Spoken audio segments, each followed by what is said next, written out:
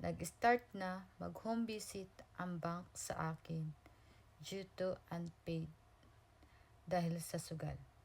And I need to confess na talaga sa aking partner.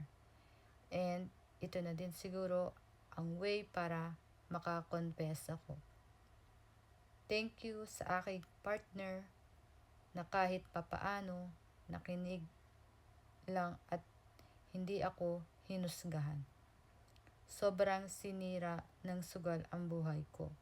Yung car loan namin, planning to surrender na dahil sa debt. We need to start fresh. Ikaw, kailan ka pa titigil pag wala na lahat? Kailan mo pa marirealize na sana dati pa tumigil ka na? Pag sobrang laki na at lunod ka na, life is unpredictable. Hindi natin alam ano ang kinabukasan. Pero kailangan lakasan ang loob, lumaban sa buhay. Hindi ito ang katapusan ng mundo, pero ang simula ng bagong pagbangon at tanggapin ang pagkakamali. Mag-isip paano makakaahon.